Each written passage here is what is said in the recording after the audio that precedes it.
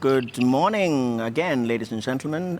For those who are not part of my Try Talk, I see Gustav is greeting there, and there's Dudu as well. That is the panel that I shall be very privileged to moderate this morning. You've seen already the topic. Do you think technology is deepening our social divide? Now, if you look at the poll, it's quite interesting. I'm not quite sure what's happening here because it's a 50-50. I mean, is that live or is it just a frozen screen? It says 50-50. So it's very important for both of you, Gustav and Dudu, to know that at the end, we shall see who's been able to move this to a win rather than this tie that we don't understand. But ladies and gentlemen, the speakers that we have, some of you would have listened already to Gustav a little bit earlier. Gustav is the founder of the Africa-based Breakout Group, a leader in the use of open source technologies to deliver essential information and inclusive services to millions of people around the world, especially in Africa.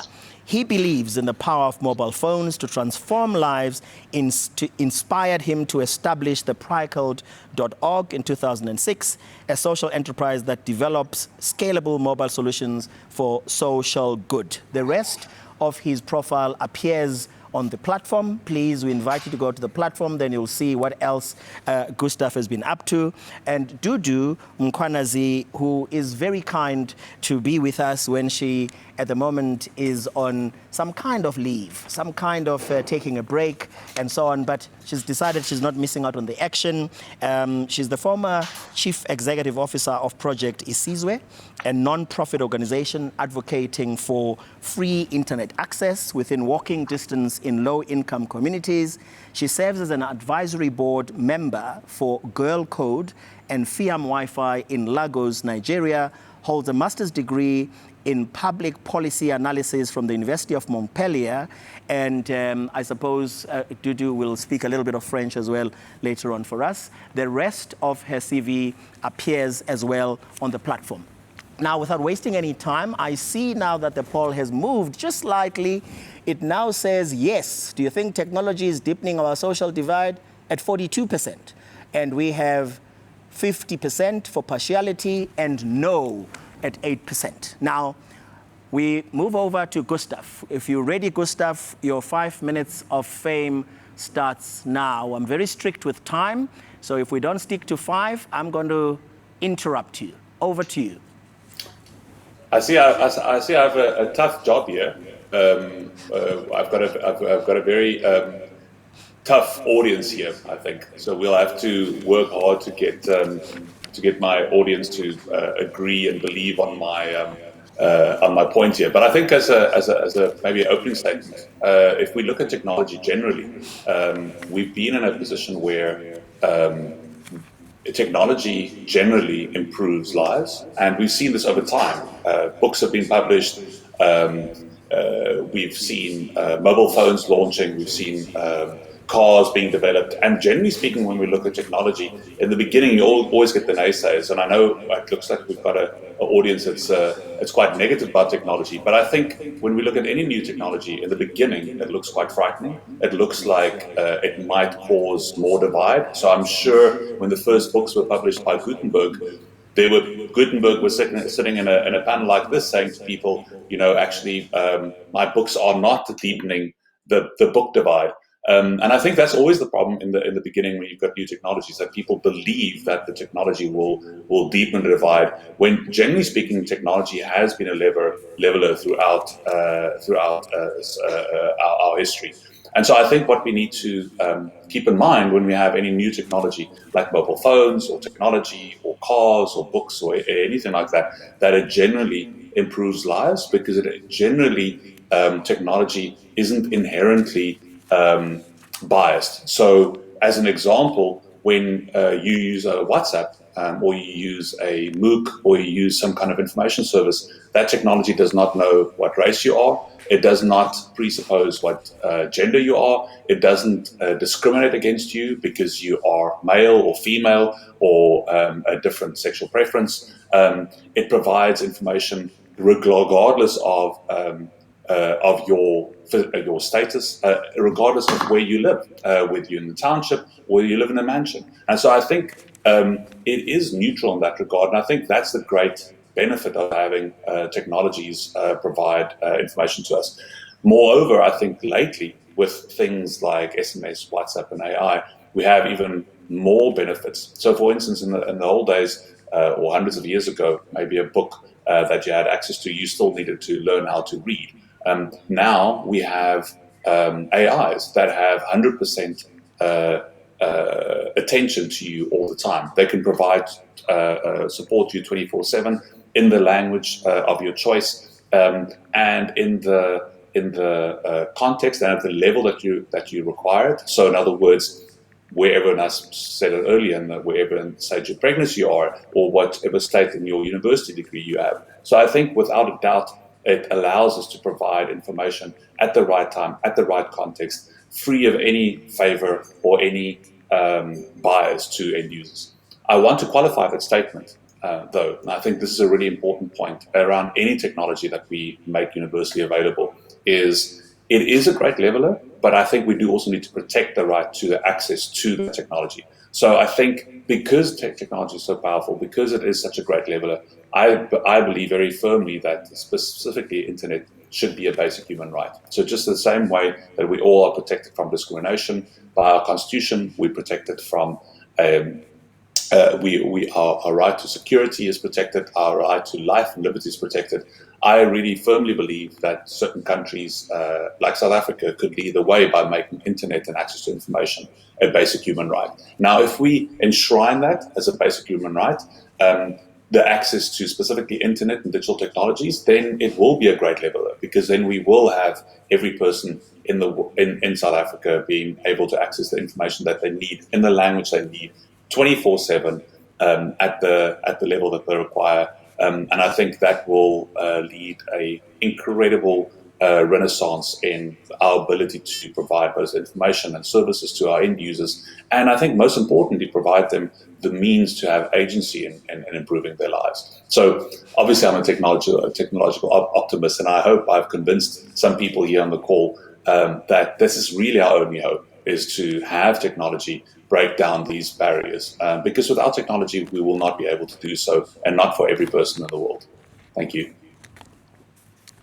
Wow, that's very impressive. That was not even 5 minutes, it was under 5 minutes. So thank you very much, Gustav. I'm not going to go into trying to summarize what you've said, because I'm going to come back to that when I'm moderating the session for both of you. That was Gustav, ladies and gentlemen. Of course, Gustav was talking against the topic that we have today. Now, arguing for the topic is Dudu. Dudu, over to you. Well, I think the source of inequality that plagues South Africa is multifaceted, right? You're looking at unemployment, poor education programs, and a collapsing public health system all play a role. But the largest dividing line is access to technology. Now, and I'll tell you, because although technology has advanced incredibly in the last 2 decades, as Gustav has highlighted, since the term digital divide was coined, mobile and cellular devices are now commonplace, and mobile broadband changed the way we work, play, forever. But we have not yet overcome the notion rather, of the digital divide. There are still geographical differences because of access to technology. It's better in more developed metropolitan areas. And frontier technologies are based on huge quantities of real-time data, which themselves critically depend on high-speed broadband internet. And South Africans are becoming increasingly data hungry, and the pandemic is only amplifying this. But the cost of mobile data continues to be a sore point for users, despite regulatory interventions over the past few months. For example, Stats SA highlighted that only about 10% of South Africans have fixed broadband access in the comfort of their home, right? So that means, for example, 25% of South Africans in the Eastern Cape's rural communities use the internet, compared with over 75% in Gauteng and in Cape Town. And that's similarly to Mpumalanga, Northwest, and of course, the always forgotten Northern Cape, that are constantly behind with internet penetration figures to other provinces. And the bottom 60% of households in South Africa depend more on social grants and less on income from the labor market. And the adoption of technologies, granted, Gustav, can sustain competitiveness. However, technology also affects the composition and nature of jobs available, as well as relative wages. We saw a next wave of intelligent automation with the banking system last year and early this year, where white-collar jobs such as bank tellers, insurance underwriters, loan officers, and cash file workers were basically decimated using artificial intelligence to perform tasks that were previously considered too complex for automation. And going back to the pandemic, technology deepened the social divide. And we will see the results not this year, not next year, but in the future, particularly in the education system.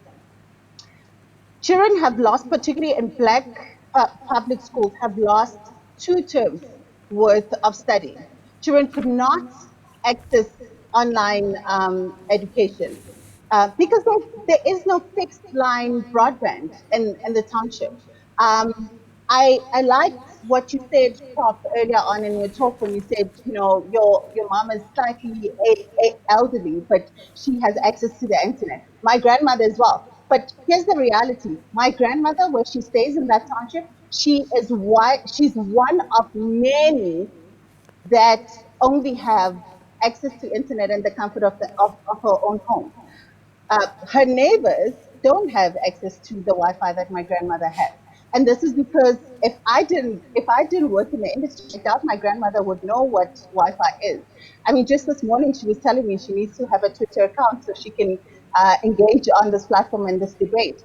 But the point is, the rest of my neighbors' children, where my grandmother is situated, had no access to this technology, had no access to the internet, and therefore an entire semester, an entire term of education has been wasted. I doubt the education department will ever recuperate the time wasted and the time lost because of access. And you're right, Gustav. When we're all on the internet, we're all equal, and that access isn't and access is neutral, but literacy isn't neutral. And access to these technology isn't neutral. You have to be able to afford all of that. You need to afford an IoT device. You need to afford a smart telephone. You need to afford broadband internet access in South Africa. So the larger we drive the narrative of the 4I are in South Africa, the larger the social divide becomes, because the unemployment rate in this country is starting. And the young people who cannot afford to send the CVs, who have to walk kilometers so they can get to a internet cafe so they can apply for jobs, won't be able to utilize these automation services you talk of in your argument. So my conclusion is that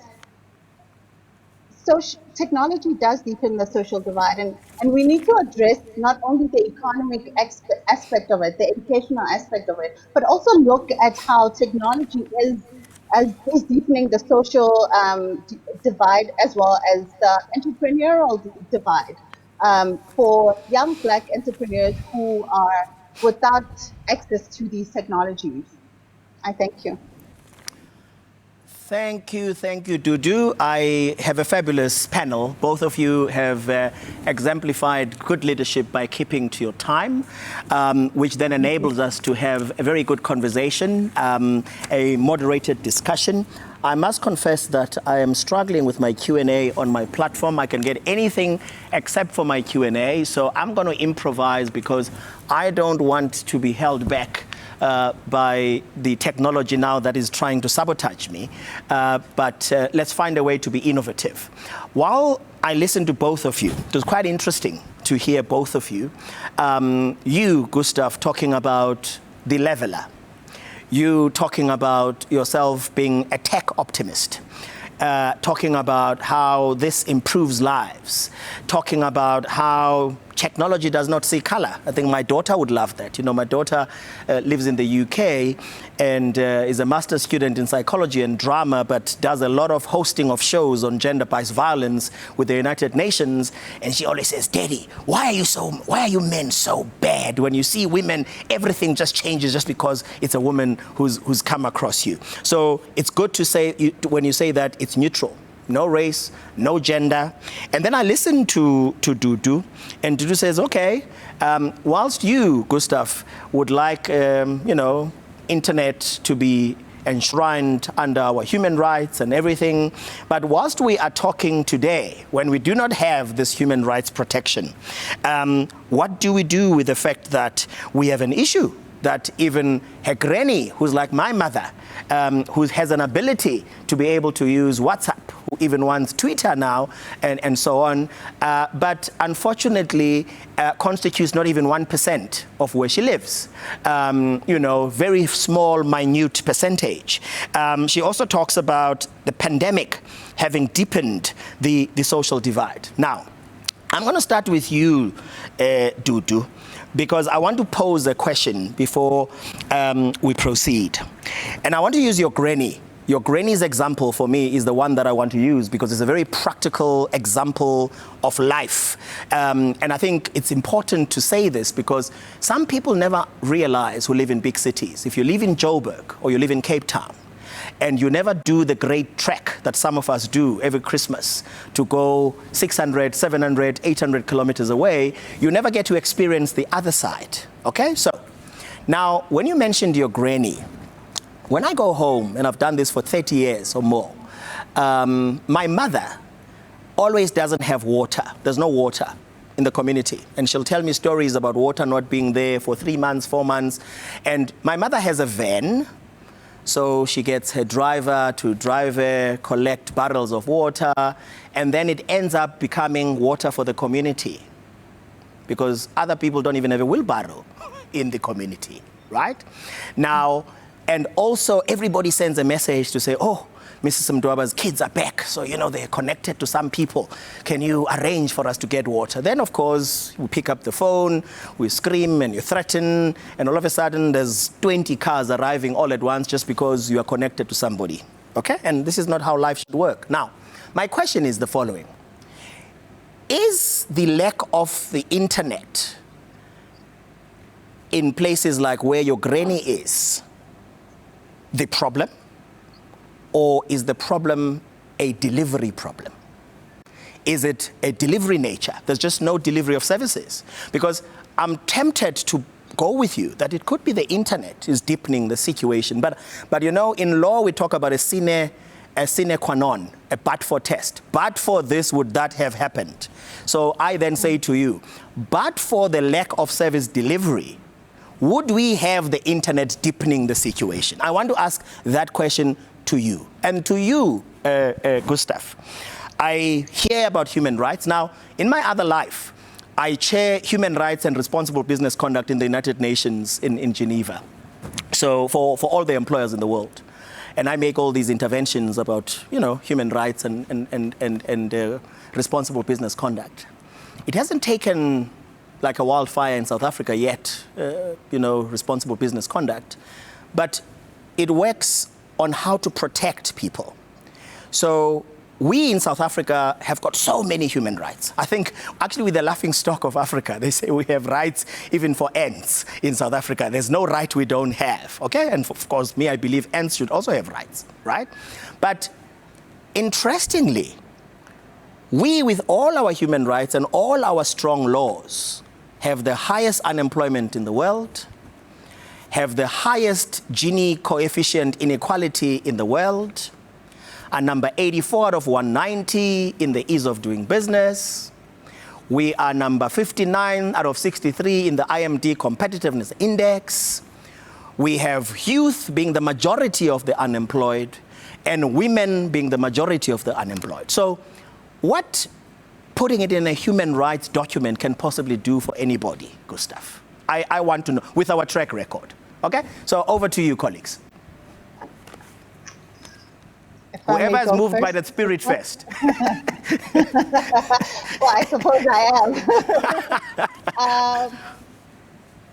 To answer your question, Prof, it is a valid question, right? And one that we have to ask ourselves, and not only with internet access or connectivity in low-income communities or rural communities, but with other service delivery mechanisms as well.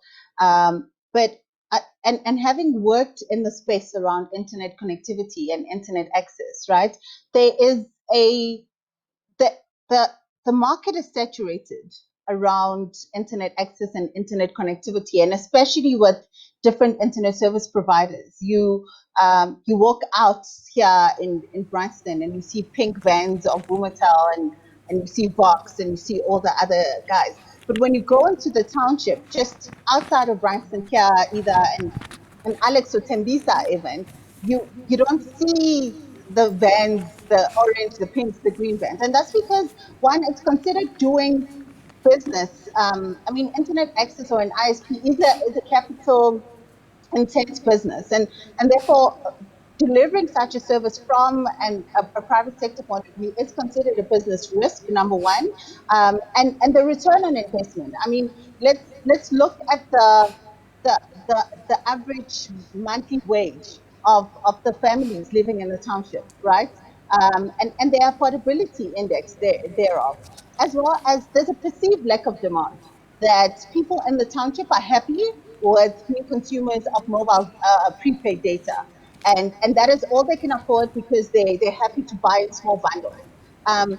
Whereas, you know, the options to pay for a 20 meg line of 5 megabits per second upload is just much lower than what one would pay for 1 gig of data from a mobile network operator. So we're looking at an issue where the private sector is saying, well, people in the township are much of a risk. The earning wage and et cetera, the salary index, blah, blah, blah. And then we're looking at projects by our government, and we'll talk about the Universal Access Fund, USASA, that has had projects like SA Connect that's taking years to roll out. And because of, you know, of service providers or lack thereof, for a better word, and not recognizing and empowering community networks that are already doing the work. We know of other community networks like Zinzileni. I also sit on another board of a community I network in want the to Eastern Cape called interrupt you, Dudu. I want to interrupt you. Sorry, I can see you're starting to flow. You know, you're going on like a rapper at the moment, which is great, okay? But the thing is, now that my app is back, I need to ask a question. It's almost like I could sense that these questions are going to come up, because the questions I asked you have been asked a lot better, of course, by the people who are asking the questions. The question for you, which is, you know, I'm raising on the back of what I asked you. They say the issue is not so much about technology. It's actually a statement rather than a question. It's not so much about technology itself, but how it is availed to reach everyone, which is currently not happening. So do we agree, Dudu, in 30 seconds, do we agree that it's not the technology that is deepening the divide? It is the lack of access to technology. It is the lack of enablement. It is the lack of service delivery. I want to get clarity from you, yes or no? And you can elaborate. 30 seconds. And I would say yes. I would say yes. And therefore, and this is because, again, to my point, without access to the technology and the social divide grows. And once you have access, without literacy to the technology, the social divide grows. I will go to my first year for my undergrad. The first time I sat and held a computer and had access to the internet was when I was doing my first year. And I was one of many Black students at Northwest University who did not know how to submit an assignment online, simply because I went to an underprivileged school and couldn't have access to computer or the internet because of the studies that I chose, as opposed to studying Your CAT. 30 seconds So is it's up. access. It's yes, Thank okay? you. Yes. Yes. I can also tell you that when I went to Wits for the first time, I saw a library for the first time. And there wasn't one, there were 20. I'd never seen a library before where I came from. So, Gustav, here is a question that also works with the question I've already asked you, by the way. It says, it's the top question, it's got the biggest support here. How do we force the policymakers to make access to data stroke tech as a human right, okay? How do we force them? But then remember my question to you, that once it's there, so what? Okay, over to you, Gustav. Yep.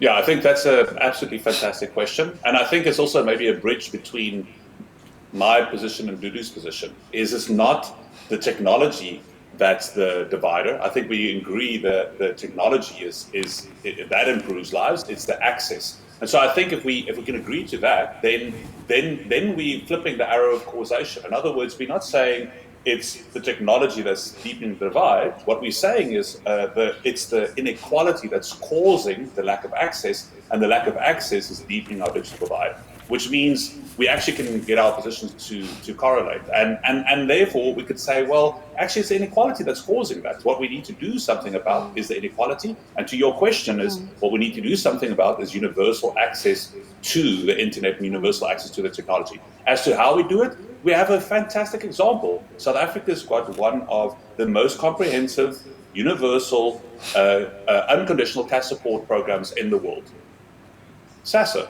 We are supporting 11 million people through cash grants. It is completely within our power to provide universal internet access to South Africans. Maybe it doesn't need to be broadband, it needs to be the fastest internet access, but we can provide universal access to all our citizens in South Africa. And if we can do that, and I think that the last point I want to make here is the internet and information is not a zero-sum game. A rising tide raises all boats. By providing internet to everybody, we're not taking internet away. Information doesn't get less. I don't just have 100 pieces of information. By providing some information to the poor, we're not taking away from anybody else. By providing information and internet and digital service to everybody, it raises the boat for everybody. It raises information, it raises lifestyles, and it lowers inequality. So you're right, though. The key issue there is that we need to provide access, and we need to do that on a universal basis to everybody in the country. The question then, Gustav, is how do we get our policymakers to do that? And I think for me, I want to take it a step further. You know, everybody knows South Africa is exceptional at running anything that is managed and controlled from outside. For example, the World Cup, Football World Cup. I'm told we were the number 2 most successful World Cup in the world. Okay, we could even be number 1. It's that the US never wants to be overtaken by anybody. So they say the US was number 1, right? Why is it, how do we get people to move from that we're good at doing things for other people, not for ourselves? There's a friend of mine, Professor Parsons, who says, if South Africa, if rhetoric, okay, this is how it goes. If rhetoric was a way of measuring wealth or the GDP of any country, South Africa will be one of the wealthiest countries in the world. Okay? So how do we get to do what you are talking about and then implement it, Gustav? How do we do that? We need to take it seriously. I think what we all agreed on here is that internet and digital technology is as important as liberty, as freedom from discrimination. And it's without information. I think the one amazing thing that has come out of this conference and out of the talks here is that without access to information, people cannot have agency. They can't improve their lives. And so once we put our minds to it, if we realize that that's a foundational right for everybody, once we put that in place, we could say, well, if we recognize that, we can recognize it as fundamental, if not even more fundamental than some other rights that we have. By providing access to digital technology and to information, people can help themselves, and we can improve society for everybody. Then it's fairly easy to say, well, to provide universal access to the internet, there are many examples. If we can say, we've lifted almost all of the very poorest people in South Africa out of abject poverty through our unconditional cash grant. 11 million people are getting either the grant for old people, or they're getting a grant for mothers with children, or the HRP grant. So it is possible for us to provide that universally. The cost of that program, for much less than that, we could provide universal access to the internet in South Africa.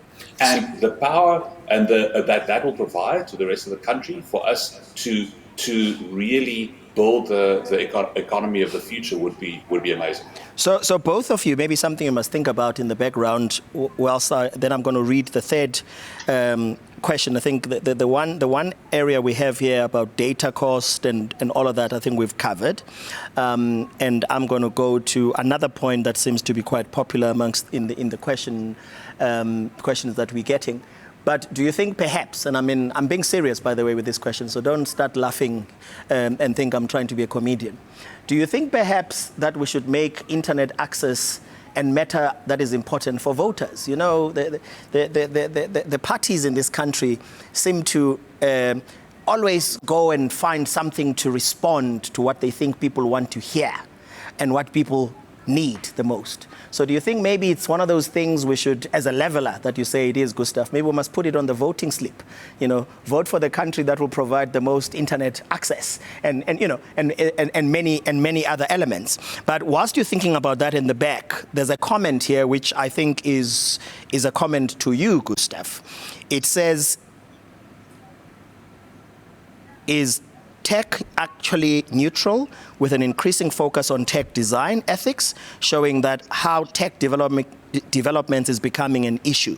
Is it actually neutral, as you say it is? I think it's a great question. I've got a great example of that. So are we saying we're running out of time?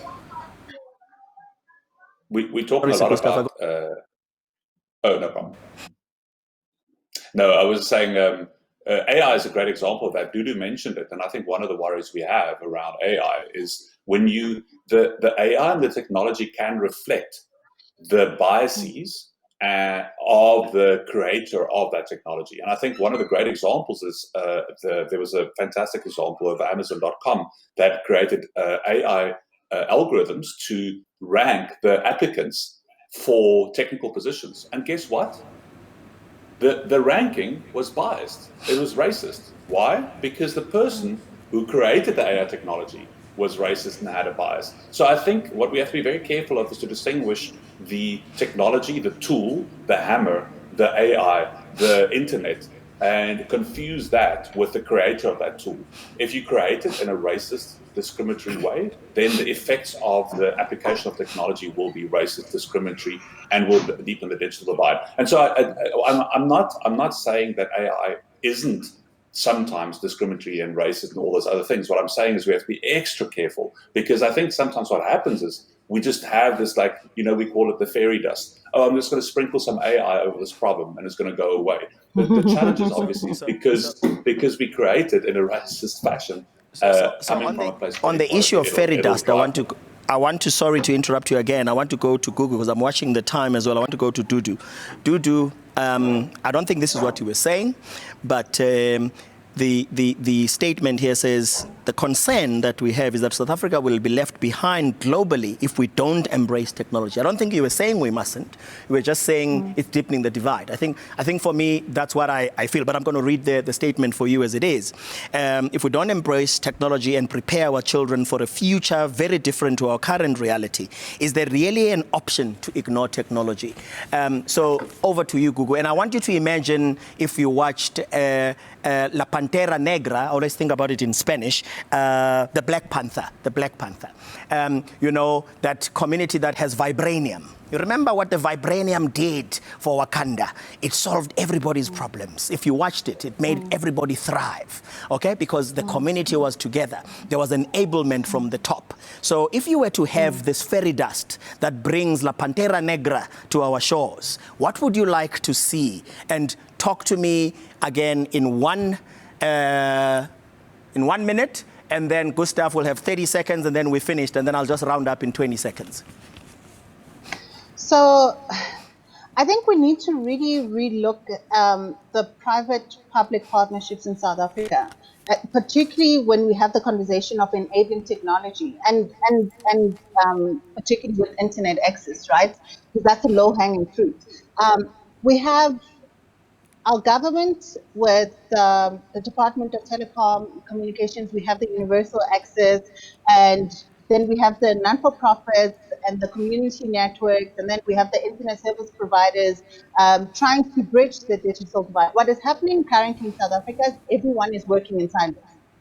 And the way we're looking at public-private partnership is that we're looking at, no, this is the government's responsibility to bridge the digital divide. There's no way a mobile network operator that's making so much money here in Gauteng to then go to the Northern Cape and say, we'll invest in satellites or TV white space connectivity to bridge the digital divide. We need to now start sitting down and look at different public-private partnerships to bring about technology PPPs.